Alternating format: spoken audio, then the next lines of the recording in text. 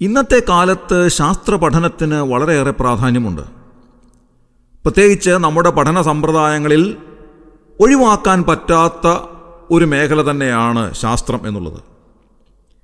വാസ്തവത്തിൽ ഇന്നത്തെ എല്ലാ വിഷയങ്ങളും ശാസ്ത്രമായിട്ടാണ് പരിഗണിക്കപ്പെടുന്നത്.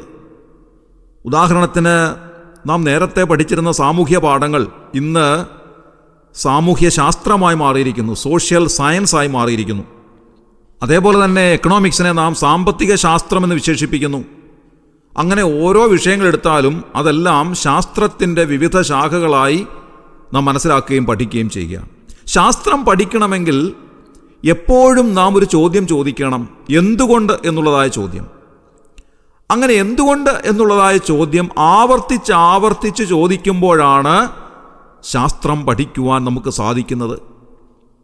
അങ്ങനെയാണ് ശാസ്ത്രത്തിൻ്റെ ഉള്ളറകളിലേക്ക് കടന്നു ചെല്ലുവാൻ നമുക്കിടയായിത്തീരുന്നത്. അതുകൊണ്ട് എന്തുകൊണ്ട് എന്നുള്ളതായ ചോദ്യം, വൈ എന്നുള്ളതായ ചോദ്യം ശാസ്ത്ര പഠനത്തിലെ അവിഭാജ്യമായ ഒരു ഘടകമാണ് എന്ന് തന്നെ വിശേഷിപ്പിക്കാം. ഇതേ ചോദ്യം നാം പലപ്പോഴും നമ്മുടെ ക്രിസ്തീയ ജീവിതത്തിലും ചോദിക്കാൻ സാധ്യതയുണ്ട്. നമ്മുടെ ജീവിതത്തിൽ വന്നു ഭവിക്കുന്ന പല കാര്യങ്ങളുടെയും മുൻപാകെ നാം വൈ എന്ന് ദൈവത്തോട് ചോദിക്കുകയാണ്. കർത്താവേ, എന്തുകൊണ്ട് എനിക്കിങ്ങനെ സംഭവിച്ചു? എന്തുകൊണ്ട് എൻ്റെ കുടുംബത്തിൽ ഇങ്ങനെ ഒരു കാര്യമുണ്ടായി? എന്തുകൊണ്ട് എൻ്റെ ജീവിതത്തിൽ ഇങ്ങനെ സംഭവിച്ചു? എന്തുകൊണ്ട് ഈ അസാധാരണമായ കാര്യം എൻ്റെ കുടുംബത്തിലുണ്ടായി? എന്തുകൊണ്ട് ഈ അസാധാരണമായ കാര്യം എൻ്റെ വ്യക്തി ജീവിതത്തിലുണ്ടായി? ഇങ്ങനെ അങ്ങോട്ട് നാം പലപ്പോഴും ദൈവത്തോട് എന്തുകൊണ്ട് കർത്താവേ എന്ന് ചോദിക്കുന്ന ഒരു സ്വഭാവം നമുക്കുണ്ട്. ഒരു പക്ഷേ എന്നെ കേൾക്കുന്ന പല പ്രിയമുള്ളവരും ഇന്ന് രാവിലെ ഉണർന്നെഴുന്നേറ്റപ്പോഴും ഇതേ ചോദ്യം ദൈവത്തോട് ചോദിച്ചിരിക്കാം. കർത്താവേ, എന്തുകൊണ്ട് ഞാൻ ഇങ്ങനെ അനുഭവിക്കേണ്ടതായി വന്നു? എന്തുകൊണ്ട് ഈ ഒരു കാര്യം ഞങ്ങളുടെ കുടുംബത്തിൽ സംഭവിച്ചു? എന്തുകൊണ്ട് ഈ കാര്യം ഇങ്ങനെ സംഭവിച്ചു എന്നൊക്കെ ഒരു പക്ഷെങ്കിൽ ഇന്ന് രാവിലെയും ദൈവത്തോട് അറിയാതെ ചോദിച്ചു പോകുന്ന ഒരുപാട് പേർ ഉണ്ടാകാം എന്ന് ഞാൻ വിചാരിക്കുകയാണ്. ഇതിനുള്ള കൃത്യമായ ഒരു മറുപടിയാണ് ഇന്നത്തെ നമ്മുടെ ചിന്താവിഷയം. യോഹന്നാന്റെ സുവിശേഷം 9-ാം അധ്യായത്തിൽ നാം കാണുന്ന ഒരു സംഭവം നമ്മുടെ ഈ ചോദ്യത്തിന് കൃത്യമായ ഉത്തരമായി ദൈവാത്മാവ് കാണിച്ചു തരികയാണ്. ആ സംഭവം ഇങ്ങനെയാണ്. കർത്താവായ യേശുക്രിസ്തുവിൻ്റെ പരസ്യ ശുശ്രൂഷയുടെ സമയത്ത് പിറവിയിലെ കുരുടനായ ഒരു മനുഷ്യനെ അവിടുന്ന് കാണുകയാണ്. ഉടൻ തന്നെ അവിടുത്തെ ശിഷ്യന്മാർ അവനോട് ചോദിക്കുകയാണ്, റബ്ബി, ഇവൻ കുരുടനായി പിറക്കത്തക്കവണ്ണം ആർ പാപം ചെയ്തു, ഇവനോ ഇവൻ്റെ അമ്മയപ്പന്മാരോ എന്ന് ചോദിച്ചു. അതിന് യേശു, അവനെങ്കിലും അവൻ്റെ അമ്മയപ്പന്മാരെങ്കിലും പാപം ചെയ്തിട്ടല്ല, ദൈവപ്രവൃത്തി അവങ്കൽ വെളിവാകേണ്ടതിനത്രേ. ഇത് വളരെ പ്രാധാന്യമുള്ളതായ ഒരു സംഭവമാണ്. നാം അറിഞ്ഞോ അറിയാതെയോ പലപ്പോഴും ദൈവത്തോട് ചോദിച്ചു പോകാവുന്നതായ ഒരു കാര്യം ഇവിടെ രേഖപ്പെടുത്തിയിരിക്കുകയാണ്. പിറവിയിലെ കുരുടനായ മനുഷ്യനെ കാണുമ്പോൾ ശിഷ്യന്മാർ ന്യായമായും ചിന്തിക്കുകയാണ്, ഇത് ഒന്നുകിൽ ഇവൻ പാപം ചെയ്തിട്ട്, അല്ല എങ്കിൽ ഇവൻ്റെ അമ്മയപ്പന്മാർ പാപം ചെയ്തിട്ട്, അതുകൊണ്ടാണ് ഇവൻ കുരുടനായി തീർന്നത്. പ്രിയമുള്ളവരെ, പലപ്പോഴും നാം ഇങ്ങനെ ചിന്തിക്കാറുണ്ട്. നമ്മുടെ ജീവിതത്തിൽ വന്നു ഭവിക്കുന്നതായ പല കാര്യങ്ങൾ ഒരുപക്ഷെ അസാധാരണം എന്ന് തോന്നത്തക്ക നിലയിൽ നമ്മുടെ കുടുംബത്തിലുണ്ടായിട്ടുള്ളതായ ചില കാര്യങ്ങൾ, രോഗമാകാം, ക്ഷീണമാകാം, വേർപാടിൻ്റെ അനുഭവങ്ങളാകാം, അല്ലെങ്കിൽ മറ്റെന്തെങ്കിലുമൊക്കെ അസാധാരണമായ കാര്യങ്ങളാകാം. ഇതൊക്കെ നാം അനുഭവിക്കേണ്ടതായി വരുമ്പോൾ നാം അറിയാതെ ചിന്തിച്ചു പോകുന്നൊരു കാര്യമാണ് ശിഷ്യന്മാർ പറയുന്നത്. ഒന്നുകിൽ ഈ മനുഷ്യൻ പാപം ചെയ്തിട്ട് അവൻ കുരുടനായി തീർന്നു, അല്ല എങ്കിൽ ഇവൻ്റെ അമ്മയപ്പന്മാരുടെ പാപം നിമിത്തം ഇവൻ കുരുടനായി തീർന്നു. ഇതേപോലെ നാം ചിന്തിക്കുന്നു. നമ്മുടെ പാപം നിമിത്തം, അല്ലെങ്കിൽ നമ്മുടെ പിതാമഹന്മാരുടെ പാപം നിമിത്തം നാം ഇങ്ങനെ അനുഭവിക്കേണ്ടതായി വരുന്നു എന്നൊരു പക്ഷെങ്കിൽ നാം ചിന്തിക്കാനുള്ള സാധ്യത ഏറെയാണ്. ഇവിടെ ഒരു കാര്യം ഞാൻ ഓർപ്പിക്കട്ടെ. അവിശ്വാസികളെ സംബന്ധിച്ചിടത്തോളം ഒരു പക്ഷേ ഇതിൽ യാഥാർത്ഥ്യമുണ്ടായിരിക്കാം. അവിശ്വാസികൾക്ക് വന്നു ഭവിക്കുന്ന പല കാര്യങ്ങളും നോക്കുമ്പോൾ അവരുടെ പാപപ്രവൃത്തികൾക്ക് അനുസരണമായിട്ടുള്ള വലിയ ശിക്ഷ അവർക്ക് ലഭിക്കുന്നു.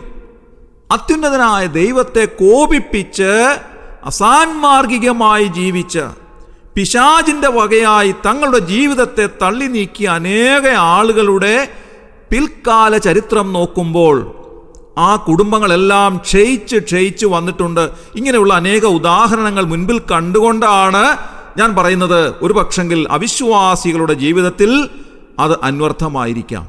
എന്നാൽ ദൈവമക്കളെ സംബന്ധിച്ചിടത്തോളം അതിനൊരു വ്യത്യസ്തതയുണ്ട്.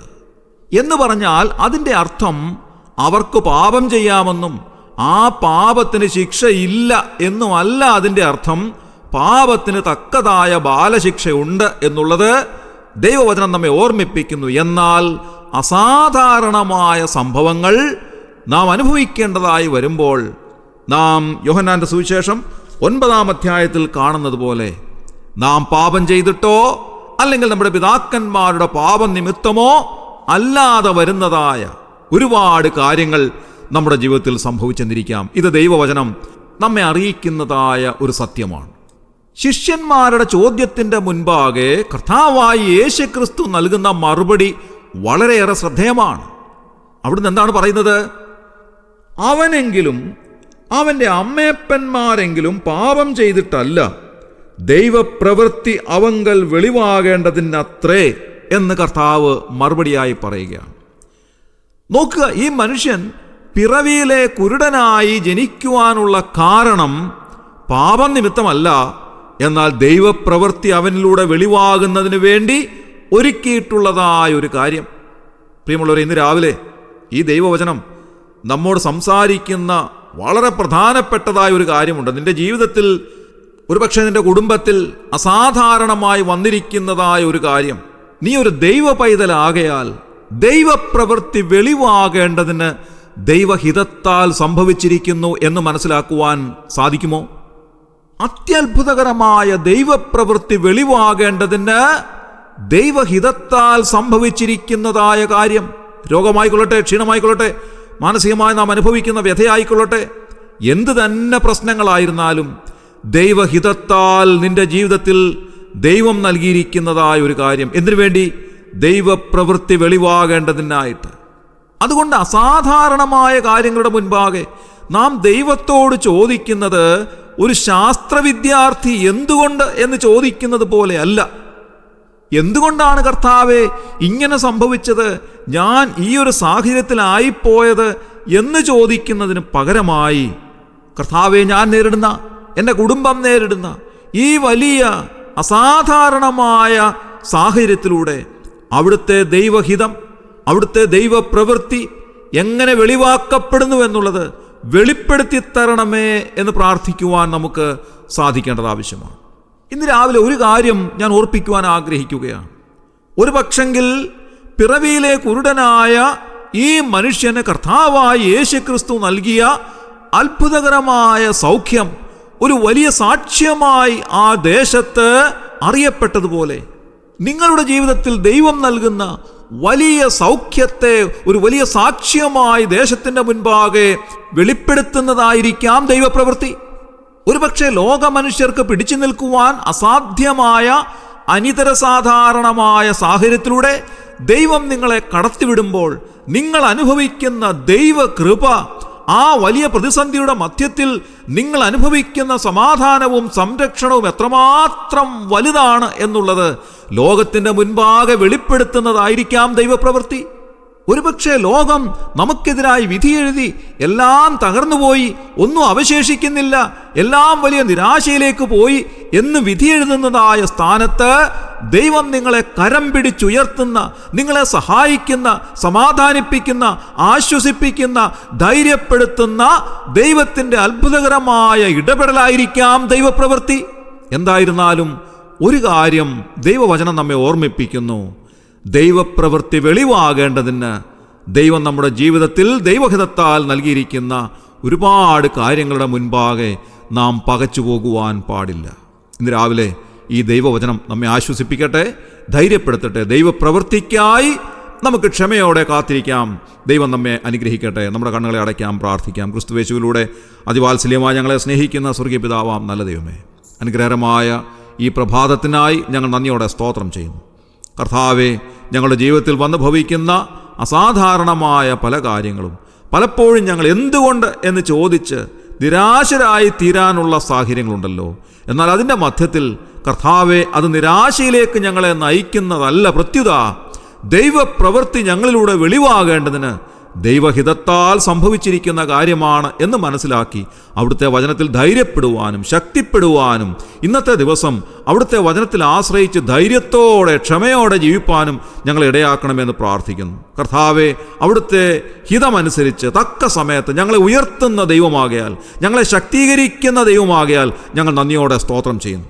ഈ ശുശ്രൂഷയെ സംബന്ധിച്ച് എല്ലാവരെയും അവിടുന്ന് അനുഗ്രഹിക്കണമേ കർത്താവെ. ആരും നിരാശരായി പോകുവാൻ ഇടയാക്കരുതേ എന്ന് പ്രാർത്ഥിക്കുന്നു. അവിടുത്തെ വചനത്തിൽ ധൈര്യപ്പെടുവാനും പ്രത്യാശിക്കുവാനും കർത്താവെ, അവിടുത്തെ ദൈവപ്രവൃത്തിക്ക് വേണ്ടി ക്ഷമയോടെ കാത്തിരിക്കുവാനും ഞങ്ങളെ ഇടയാക്കണമേ എന്ന് പ്രാർത്ഥിക്കുന്നു. ഈ ശുശ്രൂഷയെ സംബന്ധിച്ച് എല്ലാവരെയും അവിടുന്ന് അനുഗ്രഹിച്ചാട്ടെ. അവിടുന്ന് അങ്ങനെ ചെയ്തതിനായി ഞങ്ങൾ നന്ദി പറയുന്നു. പ്രാർത്ഥന കേട്ടതിനായി സ്തോത്രം. ഞങ്ങളുടെ കർത്താവിന്റെ രക്ഷിതാവുമായ യേശു ക്രിസ്തുവിന്റെ ധന്യമായ നാമത്തിൽ തന്നെ ആമേൻ.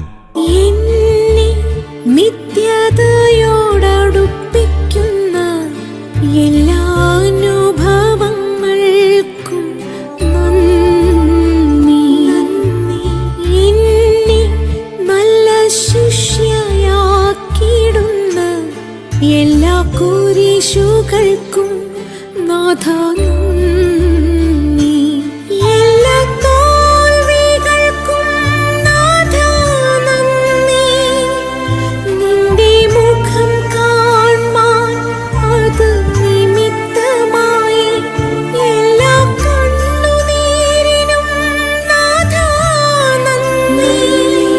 നിന്റെ സാന്നിധ്യമറിയാനിടയായി താഴ്വരയിൽ മുള്ളുകളിൽ പനിനീർപ്പൂ പോൽ, ശോധനയിൽ ചൂളയതിൽ പൊന്നുപോലെ,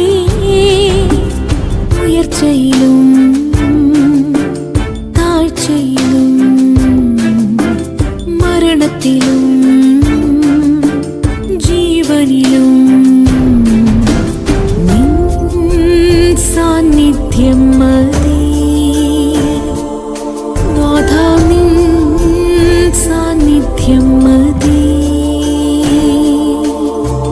നിൻ സാന്നിധ്യം മതി. നാഥ, നിൻ സാന്നിധ്യം മതി. നിൻ സാന്നിധ്യം മതി. നാഥ, നിൻ സാന്നിധ്യം മതി. നിൻ സാന്നിധ്യം മതി. നാഥ, നിൻ സാന്നിധ്യം മതി. നിൻ സാന്നിധ്യം മതി. നാഥ, നിൻ സാന്നിധ്യം മതി. നാഥ,